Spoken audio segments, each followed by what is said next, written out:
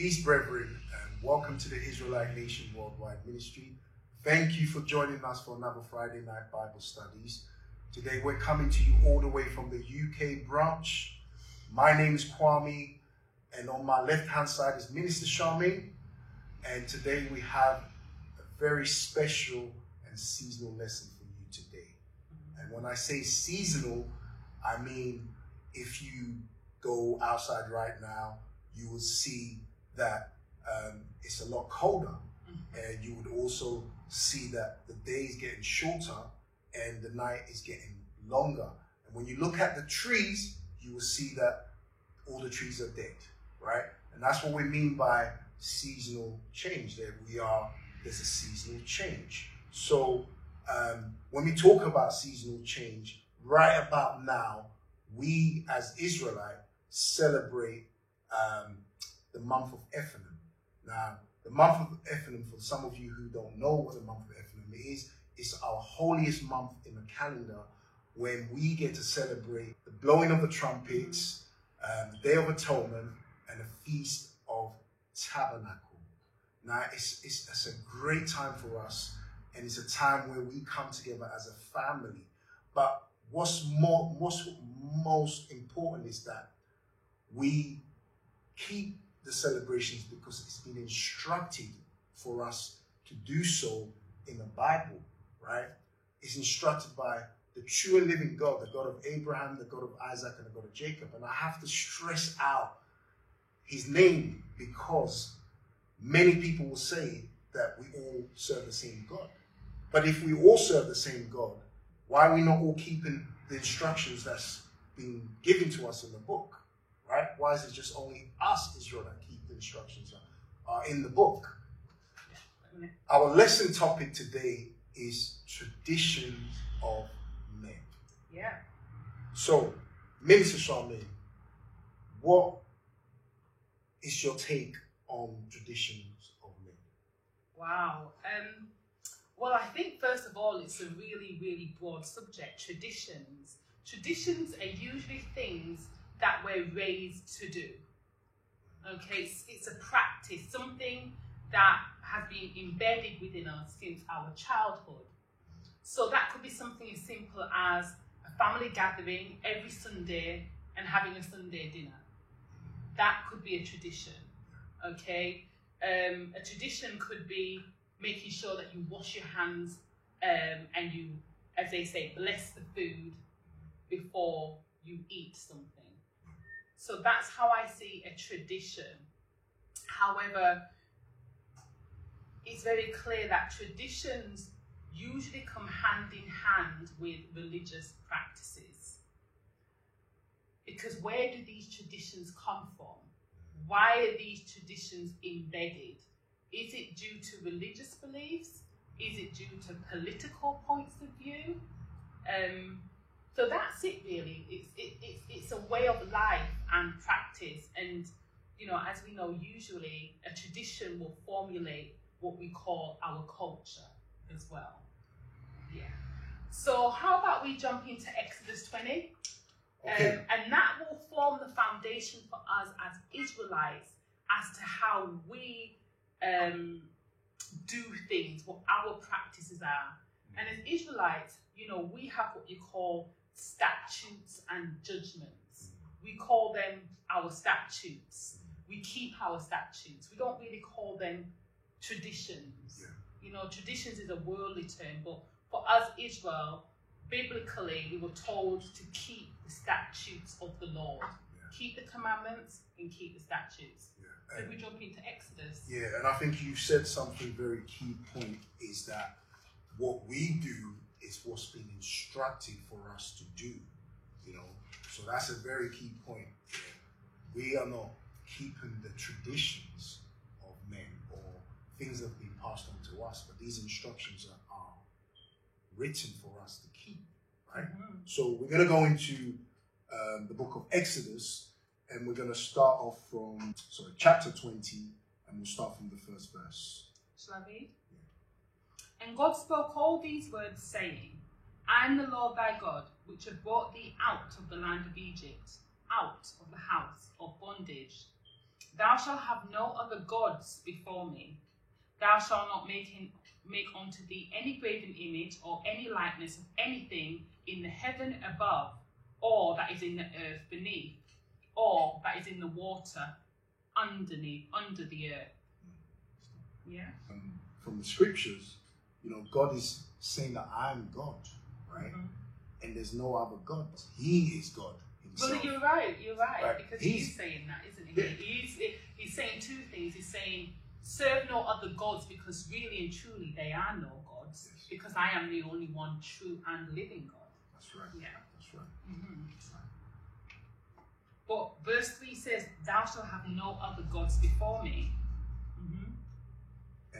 And then he goes on to say, thou shalt not make unto thee any graven image or likeness of anything that is in heaven above, or that is in the earth beneath, or in the waters under the earth, right? And like I was saying before, that today's lesson is we're talking about very season around about this time. The world celebrates Halloween. They celebrate bonfire, and then they celebrate Christmas. Also, in America, they celebrate Thanksgiving, right? Now, none of these things are instructed in the Bible to keep, right? So the question that we ask is that, where is this understanding coming from? Why do they keep those celebrations? Why do they keep those celebrations? Mm-hmm. Where is it? Because they will tell you that they read from the same book, and they will tell you that we serve the same God as well, right? There's only one God. But then they're not keeping the instructions that's been instructed in this book to keep. They do something completely different from what's said in the book. Why? And there were so many different practices amongst different nations of people as well, in the way that they celebrate the things that they celebrate. And it's really interesting, to find out why people do what they do, because as we said, your practices form your traditions. So what Kwame is saying about Halloween and all of these celebrations, what has this got to do with Exodus 20? And let's keep in mind that Exodus 20 is a famous biblical chapter, because it is where it speaks about the 10 Commandments. So it's a famous chapter that is in the Bible, okay? And the significant part here is where it says, serve no other gods before me. But not only that, when the creator of heaven and the earth says this, he goes on to say, make no graven image, of anything that is in the heaven above, or that is in the earth beneath, or what is in the waters under the earth. Why would he go into so much detail when he says, do not make any graven images? So, okay, let's think about it. What's in the heavens according to what we can see? So I'm thinking about the sun, the moon, the stars. The stars, absolutely. What's under the water? So you're thinking about what? The fish and the whales? Yeah. Okay. And anything, what else did it say? Any likeness of anything that is in the heaven above or on the earth beneath. Okay, so on the earth, animals, different kinds of animals, and human beings. Yeah. And he's saying, make no graven images of these things. So let's have a little think. When you think about it, let's look at, you could look at all different types, like you said, different types of religion. Yeah. Right? You look at Christianity, for example, they have what they call the cross. That's a good one. They worship the cross. You will find the cross in their churches, right? Not only that, the only place that you tend to find the crosses is in a cemetery. Mm-hmm. But they worship the cross, So that's the symbol. That's the symbol of what they practice and worship. And here in the scriptures is saying, do not worship any graven images. Mm-hmm. And a cross is a graven image. They will argue, so let's look at a different perspective. They will argue that they're worshipping the man who died on the cross, who was Jesus, right? This is what they will argue. But if you look at the practices, you will see that many people wear a cross around their neck. They often might get tattoos of a cross on their body. And the cross around their neck and the tattoo doesn't always have the picture of Jesus. And even if you was to put the picture of Jesus on your cross or on your arm, it already says make no images. So how are you painting a picture of Jesus or drawing an image of what you think Jesus looked like? How are you doing that? Secondly, a thing that our elders always said to us is, you know, many of us in our community unfortunately get shot with guns. Which one of us is going to put a gun around our neck to remember our loved one that died at the hand of somebody using that weapon? Exactly. It doesn't make any sense. Exactly. And then if you think about people like the Ku Klux Klan, who are a religious group of Christians, if you research them, and their tradition was to burn crosses in our gardens because they hated us that much. Because the cross is a death symbol, right? So the cross, it says, you know, in the Bible, it says, you know, bear the cross. And a lot of people take that literally and believe that literally they need to take a physical cross and bow down before that cross. And that's what they do. And it might seem like a small thing, but actually it's massive. This is very important because God is putting a lot of emphasis on it. Why is he saying don't worship other God? Because how important is that for you to not worship other gods? Because when you think about it, this is the greatest commandment there is, right? When you think about all the commandments there is, the greatest commandment is to serve God and serve no other God, right? So without this, all the other commandments is based on that, right? Serving this true and living God. But then if you look at the practices of the world, right, they don't keep nothing of what this book is saying. They do exactly what the Bible is telling them not to do. Which is worshipping the cross, for example. And another great one, another good one is the Christmas tree, right? When you think about the Christmas tree, right, this is something they cut from the forest and they deck it with silver and gold, right? And then this is put into their house, and it's like the focal point that is put into their house, and then they put presents underneath it, right? Where you have to kneel down and basically bow down before that tree and collect your present, right? So when you kind of look at that, the practice of that is you're worshipping that tree when you think about it. And it is a graven image, right? Well, I think that most people don't think that much. No, it's true. You know, when it says serve no other gods before me, people are not thinking that the image of the cross is being worshipped. You know, there's many people who do, of course, those who put it into practice, they do. But the majority of people in the world, they're not thinking about the depths of what they're doing. They're just doing it because it's tradition to do that, okay? So it's funny because, you know, the cross and the Christmas tree, they're all made from wood. And you can carve images out of wood. Right? And you made a good point earlier about, you know, the cross being in the cemetery. It's a symbol of death. And even in the times of Jesus, you know, the robber was on the cross beside Jesus because it was a way in which you would punish people on the cross. How many of our forefathers have been hung on the tree? It's very symbolic. But for some nations, it's almost like a power symbol. It's almost like a symbol of victory because they slaughter millions of people by using the cross so that they can conquer countries, you know, so they can conquer nations of people and then indoctrinate everybody else to believe and do what they want to do. So it's almost it's a symbol of death, but almost a symbol of power for some nations, okay?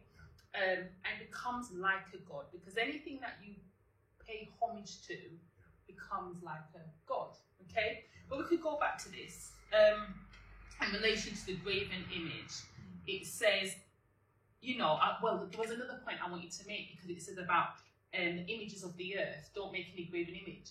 You've got other religions, and such as that worship animals.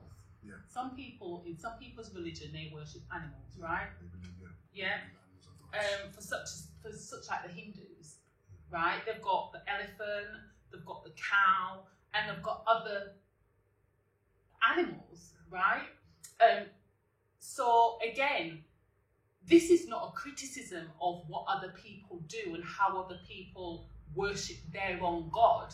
But when it comes to the God that is written about in this Bible, you know that they cannot be worshipping the God written about in the Bible, because if they did worship the God written about in the Bible, they definitely would not be doing these things. Yeah. And this is your sign to understand separation and difference with nations and traditions. And this should be a sign for us to realize that we don't all worship the same God, because our practice would be the same, yeah, right? Exactly. Shall we continue reading? Yeah, go on. Verse 5. Thou shalt not bow down thyself to them, nor serve them. For I, the Lord thy God, am a jealous God, visiting the iniquity of the fathers upon the children unto the third and the fourth generation of them that hate me, and showing mercy unto thousands of them that love me and keep my commandments.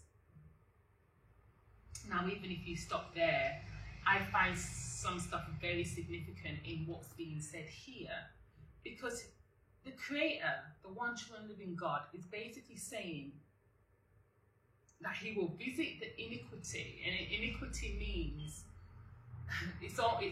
iniquity means to idolize. When you serve and idolize other gods or other things, okay, it's iniquity with the Lord. And He says He will visit the children of the third and the fourth generation that hates me, okay? Then He goes on saying, and showing mercy unto thousands of them that love me and keep my commandments. So do you see that with love is a condition? In order to show Him love, you must be keeping His commandments. Right. If you're not keeping His commandments, He has said that means you hate Him. Strong word. But when you think about it, right. It's almost like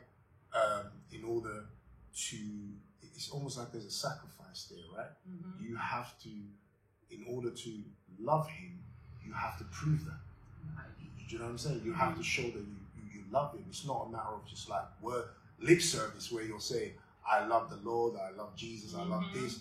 You have to show that you love by keeping His commandments. And what was His commandment in verse 3 and 4? Thou shalt serve no other gods before me. So first of all, you must acknowledge that there are other gods. And then number 4 says, thou shalt not make any graven image. And we've already given you examples of those graven images, because you grave from wood, from a tree. Okay, that's how you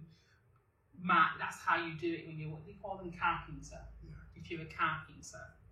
So as Israelites, we ensure that we keep these commandments. First of all, the commandments were given to our people anyway when we were taken out of bondage, out of our slavery and our captivity in Egypt. And when we got through the Red Sea and into the wilderness, when the commandment was given to Moses by the true and living God, and then onto the children of Israel, who Moses represents and was one of. So yeah. So I think we've made some key points here when you think about what we do.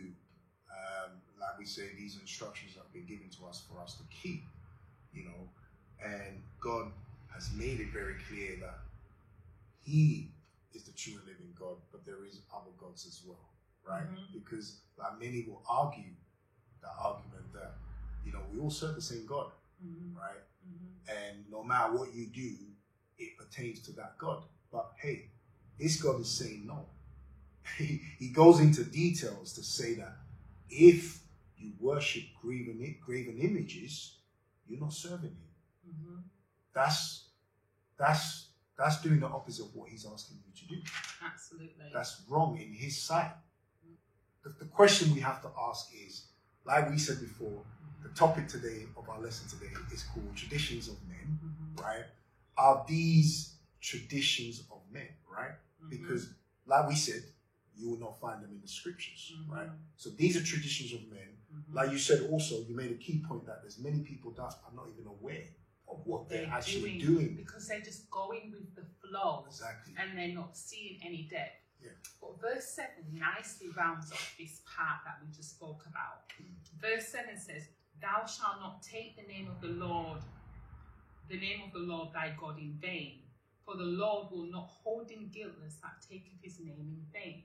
And the reason I say that it nicely rounds it up is because when you say that we all worship the same God, that is to take the God of Abraham, the God of Isaac, and the God of Jacob, knowing that he's the one true and living God, it's taking his name in vain, because you're putting it into this wide box of, it doesn't matter, we all worship the same God, we can do it any way we want, it doesn't matter, we all have the right intentions. But you're taking who he is in vain, because he's clearly told you how he wants to be loved. He's clearly showed us how to love him. And if you love him, you will keep away from the things that he's explained here, which is to ensure that you are not serving any other gods, because they do exist and they can lead you astray without you even thinking about it. So yeah, excellent. So what I liked as well, you talked about traditions of men, you was talking a minute ago, and I was thinking, it's so interesting because it is traditions of men. It is not a tradition of God.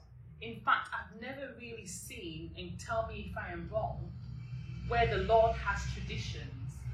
I've not seen it in the Bible. I know that Jesus Christ spoke to the Pharisees about their traditions and challenged them about why they held their traditions more highly than the things that they should be doing, more highly than the commandments. Their traditions were more important to them. But I don't see traditions with the one true and living God. I see statutes, commandments, judgments. That's what the Bible talks about, doesn't it? Yeah. So what the nations do that we kind of really want to focus on today is like, we want to go into some of the practices that they do and what the scripture actually talks about, why we shouldn't do these things, right? So that you guys can understand. So for example, let's look at Christmas, for example, right?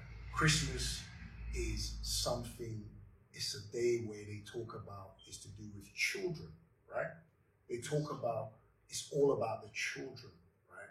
It's about giving presents, it's about family gathering together. And there's a feast on that day. But the reason that's been given to keep that is the birth of Jesus the Christ, right? That's what's been said, right? So sometimes you have to look at things for what it is. When you look at the things that they keep on that Christmas day, what is it that they do on the day that indicates that we're celebrating the birth of Christ?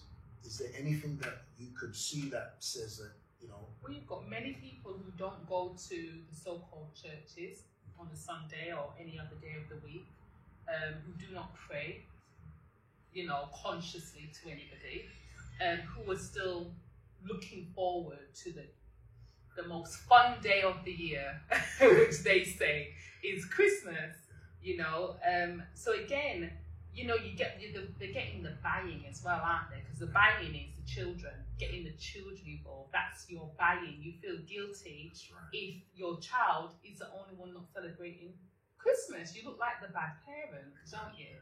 I was kind of very impressed the other day because I was telling one of the parents for ASAP's classmates that we don't celebrate Christmas. And I said, oh, I probably look like the bad mother. And she said to me, no. She said, no, because, you know, if they've never celebrated it, they can't miss it. And I was very, very impressed with her response. I thought, oh, thank you. Somebody who really did understand. You know, I was kind of covering my back a little bit by saying, oh, yeah, I look like a bad parent, but no, we don't celebrate. She's like, no, it doesn't, because they can't miss what they don't know. Exactly. And it's absolutely true. Yeah, exactly. Our children do not miss Christmas in any shape or form, do they? No. I've not seen it yet. No, you know, they don't know it. I mean, they talk about it because obviously they hear about it in school, and the children talk about it. And obviously, in schools, they do certain things about it. You know, so obviously they're aware of it, but obviously we teach them that it's not the right thing to do, right? Because when you think about Christmas and you look at the whole thing, it's one takes a tree from the forest, decks it with silver and gold, and puts it in his home, right? Remember, that's a very kind of personal thing, isn't it? Your actual home where you live, and you put that tree there, and then you will, you know, put presents under there, and obviously on that day, you will gather the family, the kids, and you would basically kneel down behind the tree, and you will obviously open your presents and pay homage to that tree. But so, what does that all mean, though? There must be some kind of reasons for doing that, right? There must be some kind of understanding behind that, right? What I like, though, is that, you know, that's the way that we understand it. And what I enjoy about us being an Israelite is I always say, my children, I want them to be educated in the things that the world teach them. So my children, they learn about Christmas in school, just like your children, and it's absolutely fine because we want to understand other people's traditions. We want to understand other people's cultures because we don't want to be ignorant. And then my child can come home and give me their understanding that's been given to them by their school teacher, and then I can share with them our understanding of how we understand it and where we get our evidence to support what we know to be true, right? And that's wonderful. I always say, you know, our children can be educated about the things of this world, they just cannot practice them. So, you know, my children's teachers know, yeah, teach them about Christmas, not a problem, but don't have them singing Christmas carols. That's the boundaries. You know, that's the boundaries, isn't it? And then our children can grow up to be rounded. And when they're speaking about other people's traditions and religions, they're not going to be so ignorant to somebody else's belief or version of what's what. Do you see what I mean? They might not be scholars in that area because you can't be scholars in everything. They should be scholars in themselves and in their own way of life. But they're not ignorant. And I think that puts us in a position of strength. I think it puts us in a position of advantage because it's called education, not brainwashing, you know, one-sided information. Because you're getting, you make a great point there, you're getting them to really understand what the world is doing, and then you're making them understand what we do, right? And the reasons why we do what we do. Because that could be explained through the Bible, right? Because at the end of the day, they will say that they're reading from the Bible as well. Absolutely. But they cannot explain what they do in the Bible. Absolutely. Because you won't find what they do in the Bible. So, you know, just having that and educating your children to understand that, it's good. It's a good, like you made that point, it's really good. It's great to know. And enabling them to challenge us if they want to. Yes, we are the authority and we are the parent. But, you know, if your child can learn to think for themselves, and even potentially challenge our way of life, then it makes us dig deeper into why we do what we do. Because in all that we do, we must know that it's the truth. Okay, and sometimes that will be challenged, but if the truth is the truth, it will always stand. Yeah. So there's no fear in that. And I like that because it will ground our children to think and to critique and question things that they're doing in life. Exactly. So, I mean, we can move on to the next scripture, and basically we can talk about Jeremiah. Yeah, we talk about the Christmas, why we don't keep those practices, right? So we're going to go into the book of Jeremiah. Yeah. Let's go into Jeremiah 10. Yeah. Let's see if we can find it. Okay. Just to round it all up while we're looking for the scripture, as we've said earlier, we're talking about the traditions of men. And currently we are now in, where are we? In we're in the September, November? I don't remember the date. We're in October now. We're in October, oh my goodness. So we're in October, and we've entered into what we know to be the season of darkness, okay? So Kwame mentioned earlier that we just come out of our holy month, which is known as September, the holy month of Ethanim, where, you know, we have blowing of the trumpets, we have many of our Sabbaths and our celebrations, before we go down into the dark months, which I call until we go into lockdown. You know, we like some of those animals, you know, when they hibernate. So now you've got all the other nations and other people keeping their traditions, and they're going to be celebrating and having their festivities in the time of darkness, where Israelites will literally be staying far from those things. And again, this is just to determine the separation and the differences in people's ways of life, traditions, statutes, and all of that stuff. What we will do as we get into the scriptures is show you how these traditions relate to Exodus 20 when we talk about serving other gods. Okay, we'll do that, and we'll start in Jeremiah 10. Can we start reading? Okay, so guys, if you like what we're saying, you like the topic that we're speaking about, please throw some 7s or throw some 5s in the chat. Right, so we're going to go into Jeremiah 10, and we'll read from the first verse. Hear ye the word which the Lord speaketh unto you, O house of Israel.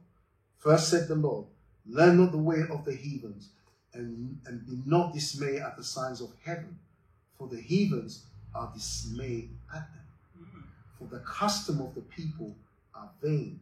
For one cutteth a tree out of the forest, and work of the hands of a workman with an axe. They deck it with silver and with gold. They fasten it with nails and with hammers, that it move not. They are upright as a palm tree, but speaketh not. They must needs be born, because they cannot go. Right? Should I go for it? Okay. Yeah. Be not afraid of them, for they cannot do evil, neither also is it in them to do good. Okay. I think it's so interesting. And verse 5 is what could cause even more confusion for someone who may understand it, but verse 5, because it says they are upright as a palm tree, but speak not. So literally, the Lord here is speaking about the tree. It says upright as a palm tree, but the tree doesn't speak. Okay? They must needs be born. So it's almost like mockery, like, well, the tree must need to be born. Okay? Because they cannot go. They can't move. They cannot talk. They've got no spirit. They cannot be quickened. Be not afraid of them. Why would the scripture even say, be not afraid of them, like a tree that cannot walk, it cannot talk? It's very strange for the Bible to say, be not afraid of them. When it says here, for they cannot do evil, it's basically saying the tree is not alive. It's worthless. It's not alive. It doesn't have a spirit. So it can't do evil. Neither is it in it or in them to do good. I mean, first and foremost, what I would like to add on to there, it's just a good point, that first and foremost, the God of Israel, the God of Abraham, the God of Isaac, the God of Jacob is saying he's only speaking to the house of Israel. He makes that very, very clear, right? He's speaking to the house of Israel, saying, do not follow the ways of the heathens, because they are dismay of the signs of heavens. Mm-hmm. They worship them, right? They made graven images and they worship it because they don't understand, right? So he's saying to the house of Israel, do not do these things, right? As you were saying, you know, they take a tree from a forest and they deck it with silver and gold. That's talking about Christmas, right?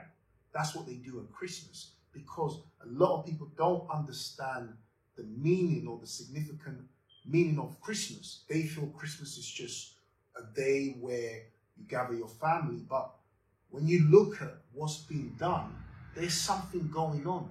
Why are you having a tree in your house that you deck it with silver and gold? Why is there presents under there, right? What is it about that? Why don't you just gather your family and just have a feast? Why does it have to be on that specific date? Yeah, you got to think about all these things. This is why the God of Israel is saying that we as Israel don't do these things. We don't keep these things. We don't, we don't worship it, because it's a form of worship. So as you're saying, it's what they're doing is they're bringing the tree into their home and making it like unto a god. And that's the point that is being made here. So when it says in verse 5, well, it can't even talk, it can't move, it can't even do evil, it can't even do good. It's because the creator, the author of this book, let's say, the spiritual author of this book, is saying you're taking the tree and dressing it up, idolizing it, worshipping before it, as you've just said, and you've made a tree, which is wood, a god. You give more credit to this thing that is not alive than you do to the creator of the heaven and the earth. And this is what the scripture is saying, isn't it? It goes back to Exodus 20, exactly what you've said, Kwame. It goes back to that. We shall not do these things, worship other gods. And this is definitely a scripture that is pertaining to the celebration of Christmas and the Christmas tree. Yeah. These were not the practices of Jesus Christ. Exactly.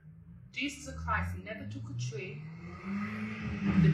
The apostles that were with him, they never took a tree and decked it with silver or gold. The scriptures say nothing about that. And they wouldn't, because they're children of God and they're Israelites and they follow the commandments. And it says here, as you said, learn not the way of the heathen. So these are not Israelite ways, right? Yeah.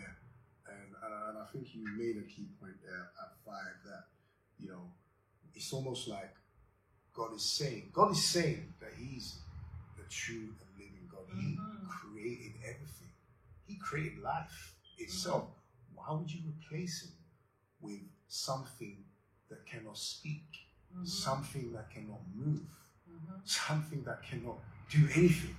Is worthless, useless.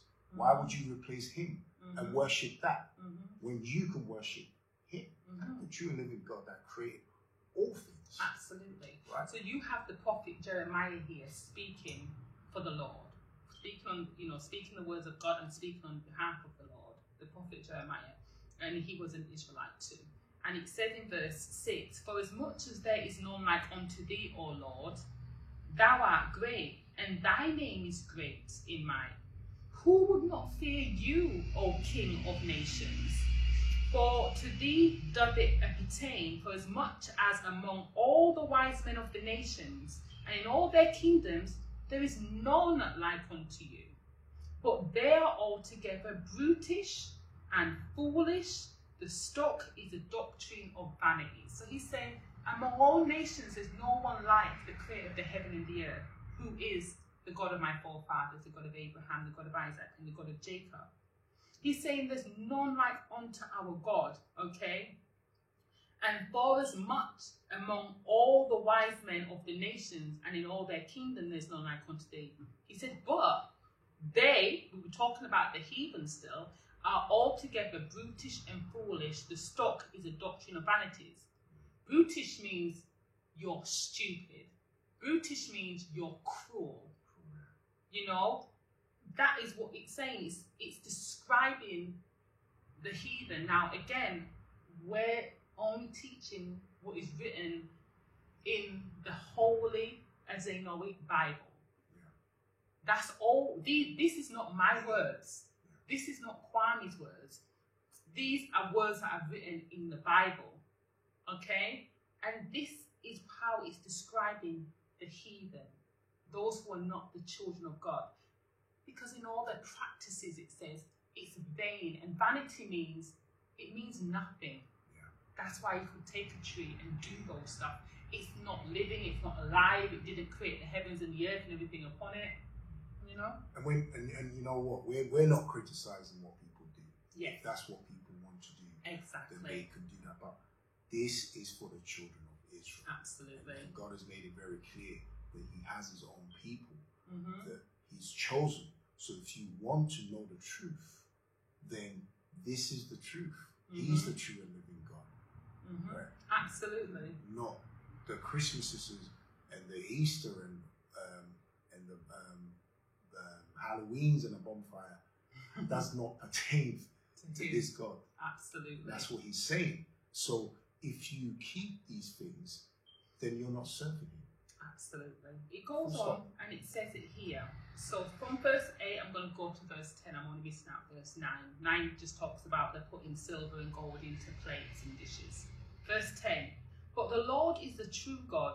He is the living God and an everlasting King. At His wrath the earth shall tremble, and the nations shall not be able to abide in His indignation.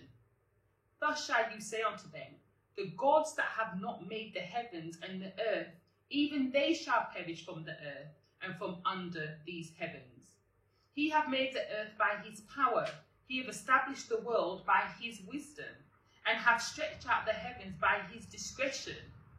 So, from verse 10, He's saying He is the true and living God, and He's saying the gods of the earth, they won't even be able to stand before Him.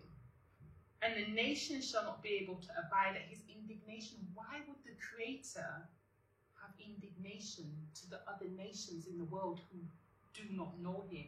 There are nations in the earth who He didn't communicate with and have a relationship with. Because they don't know Him. And they don't worship Him. Exactly. And they don't seek Him either. Even when they say they're seeking Him, they go about to do practices and traditions that are contrary to you actually seeking Him, because you would not behave and practice the things you do if you truly wanted to worship and follow the Creator of the heaven and the earth. But the question is, why do they do the things that they do? Like, I mean, we've spoken a little bit about they are traditions of men, right? But there has to be an origin of it, right? Yes. Because, all right, if they were passed on to you from your parents, for example, let me just give an example of me growing up in my household as a child. Traditionally, I had to go to church on Sundays. Yes. My whole siblings, brothers, sisters, the whole household had to go to church on Sunday. Yeah. And we had to have a roast on Sunday. A roast dinner? Did you do that? Yeah, Is that what you did? I thought you would have had something different. No, we had a roast dinner. Yeah, because of Christianity. I don't know, but I think it's more to do with, it's a British tradition. Yeah, and roast is a British Christian, tradition. Maybe that's why it may have superseded your Ghana. Yeah, it superseded your Ghanaian tradition. Sorry, right. so but you know what? Yeah, it did though, didn't it? Because of Christianity. Because, like, our parents immigrated to this country. Obviously, when they came over, they took the traditions of the country because Sunday roast and going to church on a Sunday is a practice of the Western world. Is what they do, right? So even now that we've grown up, obviously being an Israelite, I don't keep these practices, but my brothers, my sisters, my siblings, they've grown up and they've got children and they still keep these practices. Yeah. So it's been passed on. So these are traditions that get passed on from generation to generations. But the question we're asking right now is that, where has it come from? Where is the origins of why is it that they don't keep the laws or the commandments that's written in this book, because they have access to this book. It's not like this book is not available to them. They have the book and they read from the book, right? But they don't keep the practices, and that's the question I'm asking. Why do they not keep it? Is there a reason for that? So can we go into the book of John? Yeah, go for it, yeah. Okay. Right. We're going to go into the book of John. Chapter 14? Yes.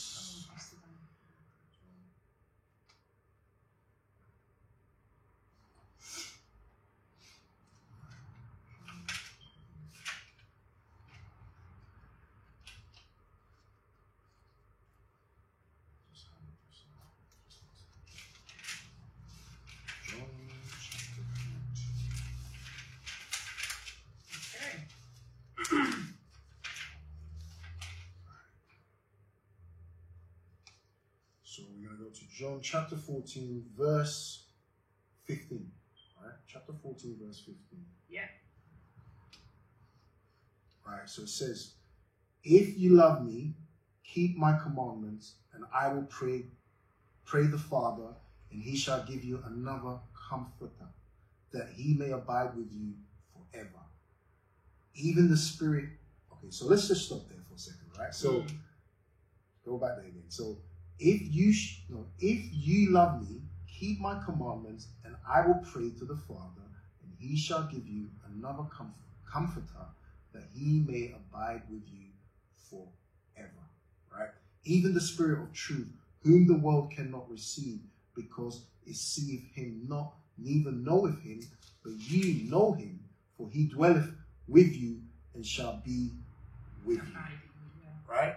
So this is Jesus speaking, and he's saying that if you keep the commandment, he will pray to the Father to give you another comforter, the Spirit of truth, which the world cannot receive. Right? So you can see what's going on here, right? So the world cannot receive the Spirit of truth. So which means they cannot serve the God in this book, right? They cannot serve the God in this book. So what do? They do things their own way. Their own ways, because they cannot keep. And they pick and choose what they want to take from the Bible, and they don't take all of it. And I'll tell you why. And let's play, quote unquote, devil's advocate, even though I'm not the devil's advocate. Okay? It says, if you keep my commandments. So they're going to argue, well, I do not steal, I do not lie, I don't kill, and I don't commit adultery, and I don't bear false witness.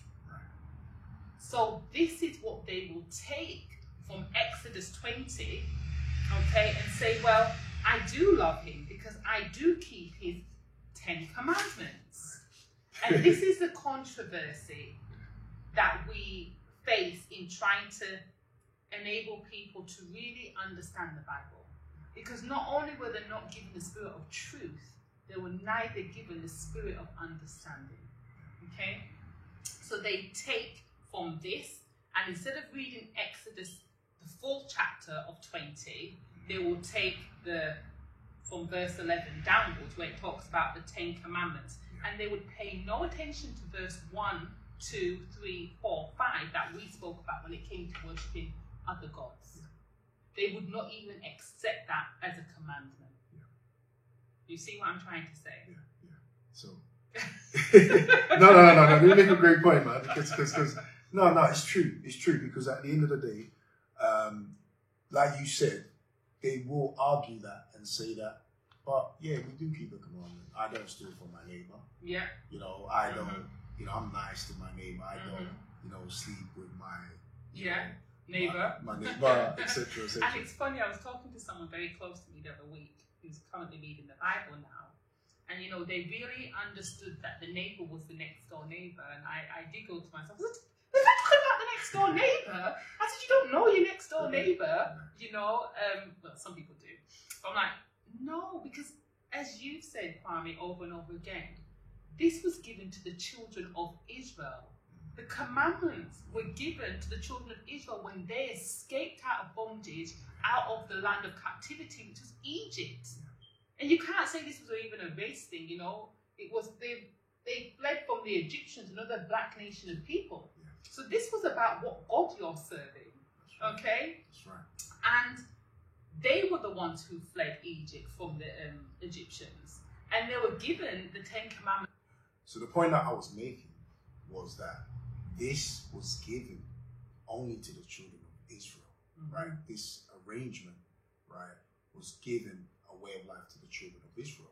So it wasn't given to the world, right? So it wasn't given to them to know. So it makes sense that they don't know this and they practice something different. Exactly. They don't have the full knowledge of it. Right. Exactly what you're saying. And so if it was only given to Israel, so was, as we go back to verse 16, I will pray the Father, and he shall give you another comforter, that he may abide with you forever, even the Spirit of truth, who the world cannot receive. So this is the point that is being made, is that the world cannot receive the truth. And that's what we're saying, because it was given to Israel only. Right. So even if you're taking from this book and you're taking, oh well, the 10 Commandments, but you can't understand the bit about serving other gods, you don't relate the graven images taken from wood, like the cross or the tree, and you don't relate those things as serving other gods, you don't relate your practices as paying homage to other gods, it's because you don't have the comforter with you. The Spirit of truth is not with the world. Yeah, exactly. And I think it's very important. A good example of that I can give is that, I mean, if you wanted to become a scientist, right, you have to go to someone that's qualified in order for you to teach you how to become a scientist. And when you look at this, it's the same, right? If this knowledge and understanding was only given to Israel, then how is the world going to know how to do this or how to keep this? They're not. So that's why you see them practicing other things.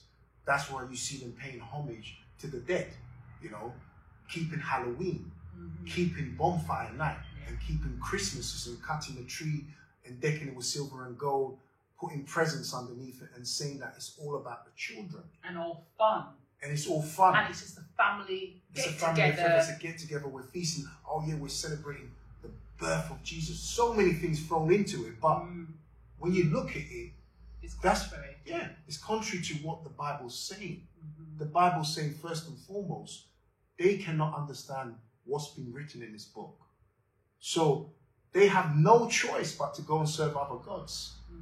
If you think about it, they don't have any choice but to serve other gods. Well, what were they doing all the time when Jesus came and he was in Jerusalem and he was in Nazareth and he was in the places where the Israelites were, and he was teaching his people, because that's the land he dwelt in?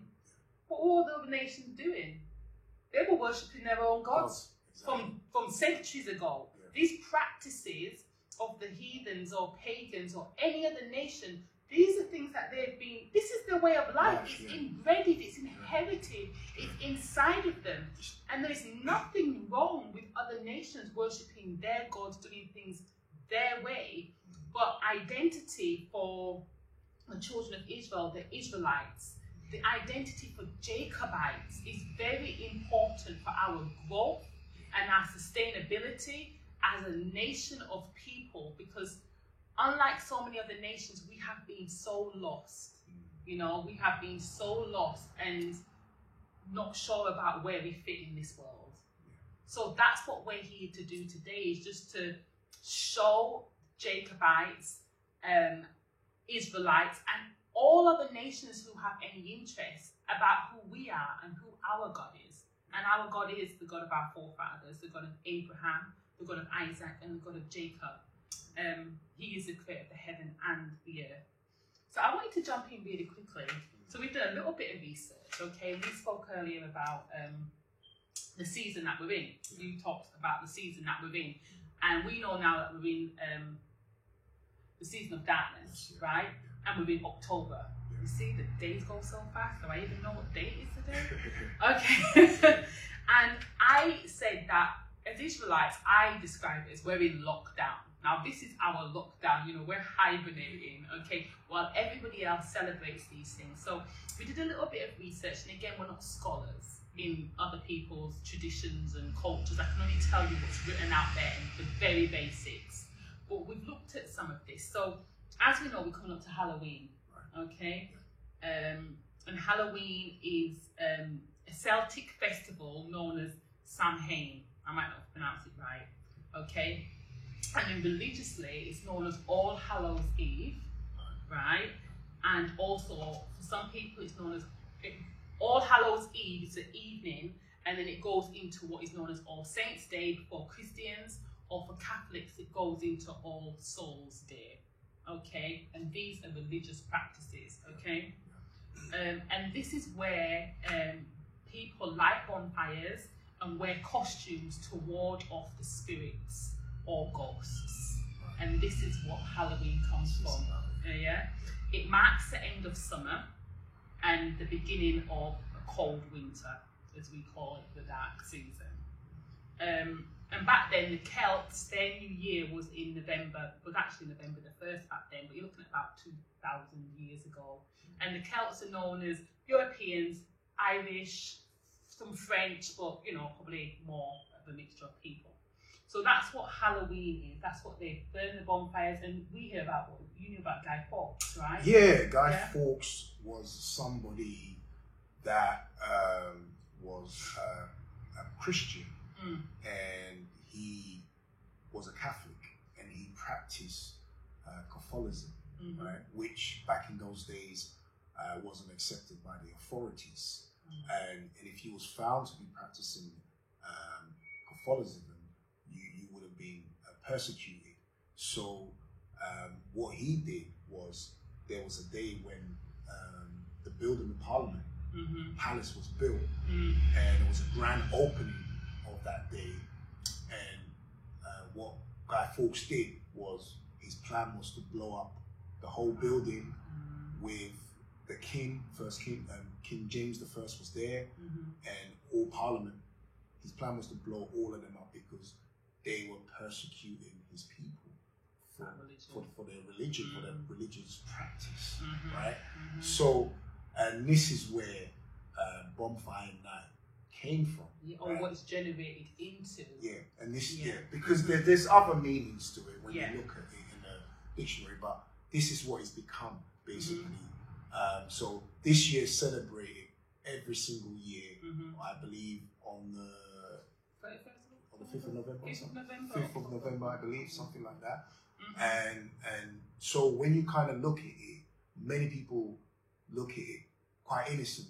I'm going out with my family. I remember bonfire nights. Do you remember your bonfire nights? Yeah, going around the bonfire. You go there at night and you see all these amazing fireworks, and everyone. The toffee apple. Yeah. Remember the toffee apple? And everyone get excited, but deep down there's a meaning to it. People will say, I'm not religious, but hey, I go to see bonfire. But the reason why they celebrate this in the first place is because this guy defended his people, and it was to do with religion. And it's to do with death, because as you said, burning down Parliament for your religious beliefs, but it's burning somebody on the bonfire, right? Also, All Saints Day is about their past, Catholic priests and Christian priests, and remembering all of them, their ancestors. So it's a worship of the dead, okay? Mexicans, this is what it says. I'm not a scholar, okay? So excuse my ignorance. They have a Day of the Dead on the 31st of October, where they remember people who have died. And it's very common. It's many different nations. I'm only highlighting a few. The Hindu faith, for example, they have something called Shraddha. And it's the fortnight of the ancestors, okay? And it's around September as well.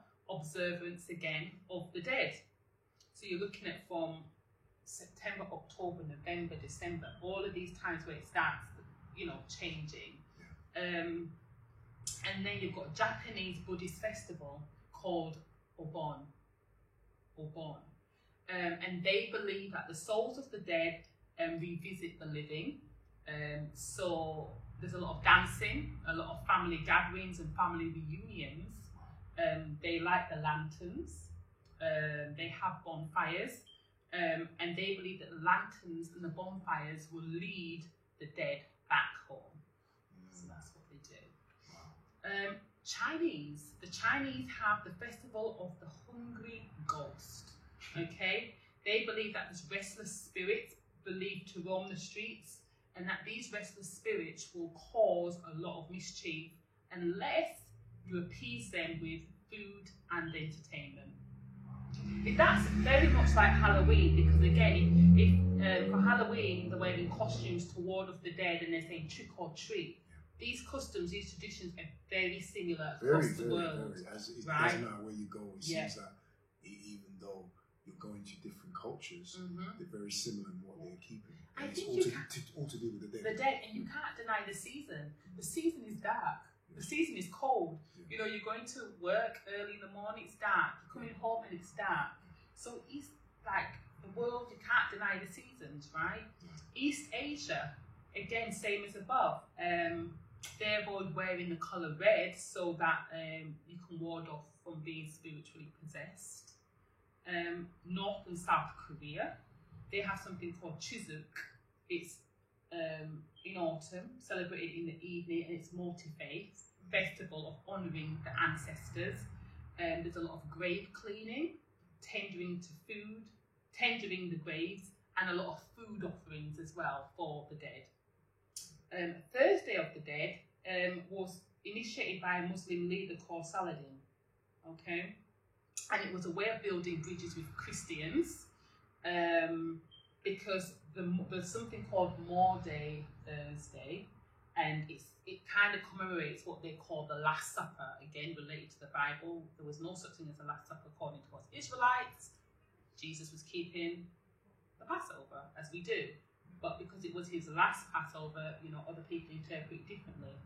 But the evening before that, they honour the dead. So that's what they do, and that's Muslims.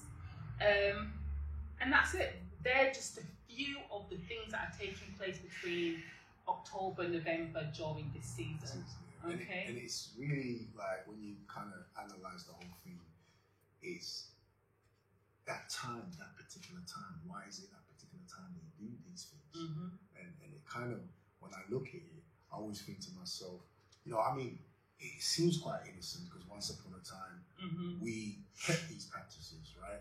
But now, obviously, now our eyes and ears are open and we can see that these things are wrong. You think to yourself, how is it that they can't see it? Yeah. How is it that they can't see it? Because obviously you're looking at it and you're thinking, wow, they're actually worshipping the dead. Right. And they, all of that mess, all of that mix up, for some reason, they believe they're serving God. Well, what they also do, because there's a lot of UK black groups that worship their ancestors as well, isn't there? And what they think they're doing is they're paying respect and homage to their loved ones that have passed away. Again, it's being communicated in a way that is very innocent. Well, I love my grandmother. I love my auntie that died. I'm just remembering her life. I'm just commemorating her life. And this is the way people make it innocent, because, you know, we've all had loved ones that have passed away, you know, but as Israelites, we would stay away from any shape or form trying to have any contact with the dead.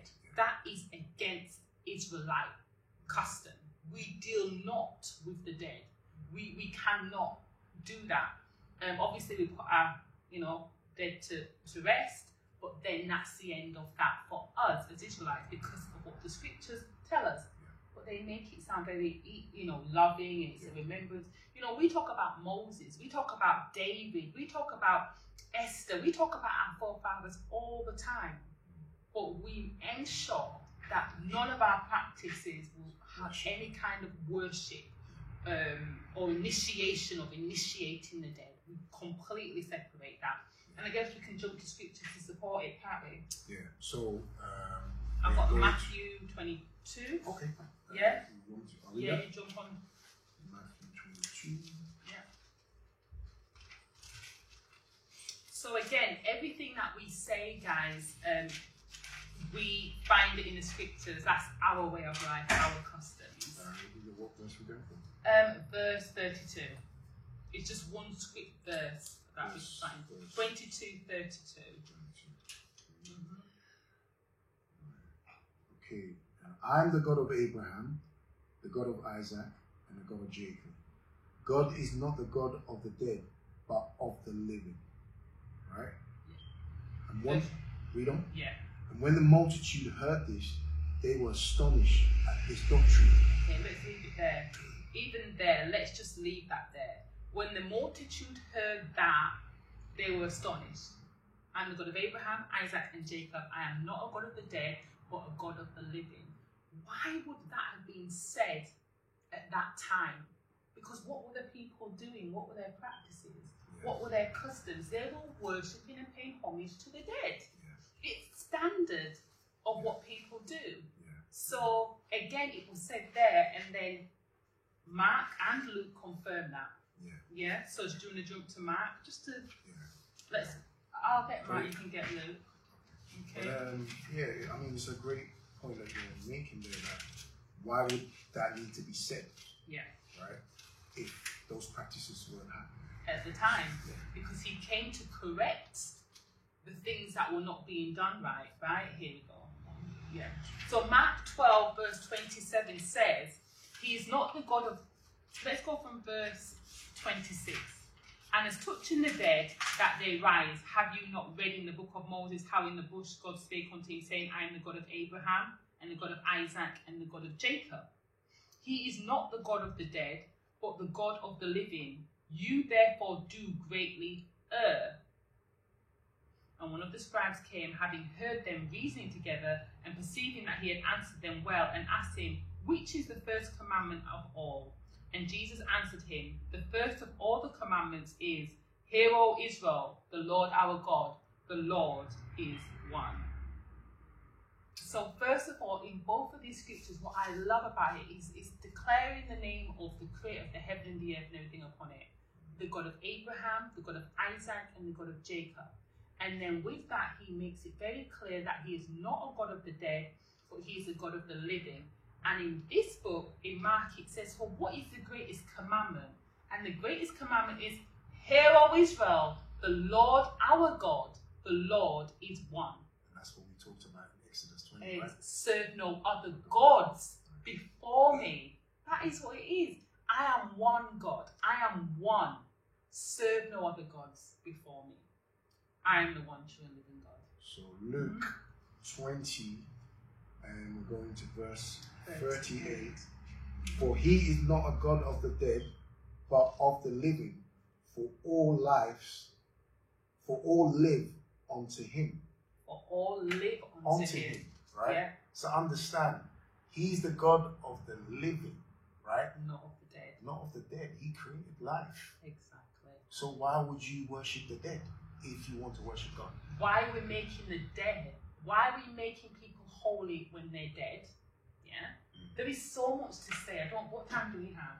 I don't think we even have time. Yeah, I think we've got about 10 minutes. Listen, there is so much to say here, because we have a tradition of the world that makes people holy and significant once they've died. You have the Catholics, they bury their priests, their dead priests and their leaders under the altar. If you've been to the Vatican, they will say that they buried Peter in the Vatican and they built the Vatican over him. And they call it now holy.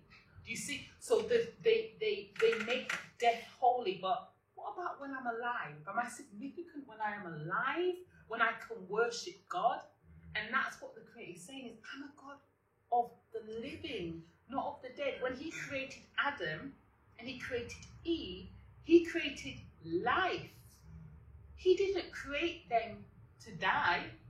It's because of the things that took place in the Garden of Eden, which is a whole different lesson, where now they had to be dead because of the corruption and sin that took place there, right? And again, that was taking place with the same thing, a tree or something. An entity described as a tree. And the reason I'm going to say an entity described as a tree, because again, it's this same Christmas tree, this carved image. But what makes you do that? Yeah. You know, this cross. Yeah. What is it? You know what I mean? So you look at the significance of the tree and the idolization of the tree and trying to carve out things that Exodus 20 tells you not to do. Yeah, it's like the tree is so significant though. It's so linked to everything, because when you think about how people are carving the tree out, of life. Yeah, the tree of life, when it goes back into the beginning, Adam and Eve, you know, when instructions were given to them not to eat from the tree of good and evil, right? And then it comes back to what the people's practices are, what their traditions are. Their traditions is to carve wood and make it into an image, and they worship it, you know. And these are things that are said not to do. And I was just thinking too, to add, you know, remember they talk about the Garden of Eden and all the precious stones that was in the garden. So, you know, you dig up the dirt and you get emeralds, you get diamonds, you get gold, all of those things. Then you think about the stone that's supposed to fall, and some nations go around, is it the stone that's in Mecca? The big black stone? And they pay homage to it. What about Stonehenge in the UK? They go around Stonehenge, right? All of these things, what about the obelisk? But outside of the government building, the obelisk, you know, of the fertility god. All of these stones, so it's wood and stone, and they are central to the makeup of the system and the societies that we live in. And we are walking around ignorant and blinded to what's really going on here. You know what I'm trying to say? There is so much more to say when it comes to the tradition of men. I think we've only just hit the surface, Kwame, but I don't think we've got time for any more. Yeah, I think, we've got a couple of minutes to just kind of wrap it up. I think a good place that we could conclude is that I think really and truly our message today really is that, you know, if you want to serve, what we're doing, we're not criticizing other people. We're saying if you do want to serve, we're not saying that you cannot serve, all nations cannot serve the true and living God. But what we're pointing out, who the true and living God is. He's the God of Abraham, God of Isaac, and God of Jacob. All nations can serve him, but there's a way you have to serve him. You cannot keep your Christmases or worship a tree and then say that you're serving this God, because this God goes into details to say, look, you can't serve me. You cannot worship those graven images and be part of me. I have nothing to do with that. You're not serving me, right? So in order to serve the true and living God, you have to keep the commandment. But what's most importantly, that knowledge was never given to the world. As we read in John, the spirit of truth hasn't been given to the world, right? It's only been given to Israel. So in order for you to learn this knowledge and know who this God is, you have to seek Israel, God's people. You have to. There's no other way. There's no other way, you know? It's so interesting that the creator of the heaven and the earth, when his message is being taught, it sounds so strange to the world. What the things that we've even only just touched can sound so strange, and that is evidence and proof enough to know that the world do not know the creator of the heaven and the earth. But it says, those who have eyes, let them see. Those who have ears, let them hear. And I hope and pray that today, the lost sheep, Jacobites, or anybody else that understands or wants to know more, feel free to contact us at the Israelite Nation Worldwide Ministries. Put a comment in, leave your number. Somebody will get back to you. Any further questions, do get in touch with us. We encourage you to do that. Also, guys, please don't forget to like. share, subscribe to our channel to support it. Thank you for joining us. I hope that the lesson has been fruitful for all you all. With that, we say peace.